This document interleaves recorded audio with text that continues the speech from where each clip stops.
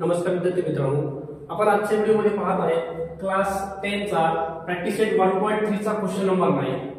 बघा आपल्याला क्वेश्चन मध्ये काय दिले, in a triangle ABC, triangle ABC मध्ये डी जो आहे तो बीसी वरचा पॉइंट आहे, ओके।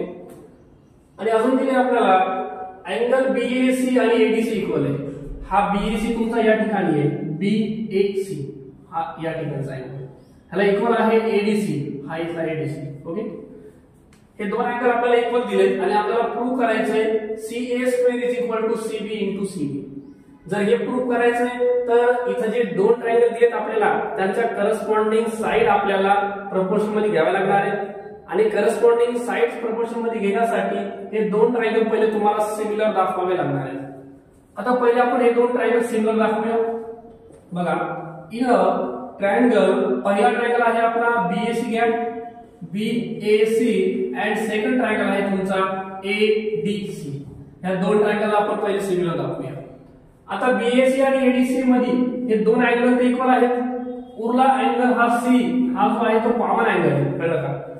पहिल्यांदा अँगल BAC = अँगल ADC हे आहे आपल्याला गिवन मध्ये दिले, गिवन लिहून टाकूया।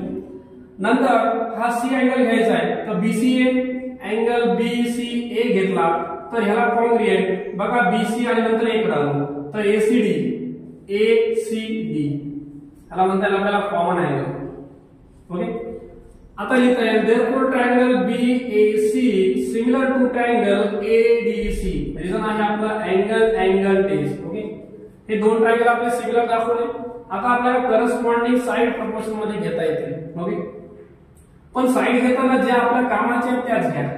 आता इथं CA आहे, CA जर CA असेल तर इथं CA घेतला आपण, हे बघा CA घेतलं मी, CA घेतलं तर इथं आपल्याला CD घ्यावं लागेल, ओके।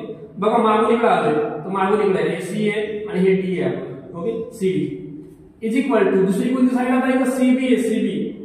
आता इथं CB घेतली आपण, C आणि B, हा जर CB घेतला आपण तर इथं आपल्याला CA घ्यावा लागेल, CA, ओके। ह्याला रिझन मध्ये लिहून टाका, corresponding sides of a similar triangle triangles are in a proportion, okay. ह्या झाल्या आपल्या करस्पॉन्डिंग साइड निवडताना आपल्याला ज्या कामाचे आहेत त्याच घ्या, बाकीची एक जी साइड आहे ती अजून मी काढली नाही, ओके। तर आता इथे आपल्याला क्रॉस मल्टिपल करायची गरज आहे। CA आणि CA हे होईल CA² = CD आणि CB मध्ये पहिलं कोण आहे, CB दिले तर पहिले CB लिहा आणि इनटू मध्ये तर राहणार आहे हे CD, ओके। हे आपलं झालं। अशा प्रकारे हा क्वेश्चन आपल्याला सॉल्व्ह करायचा होता, ओके।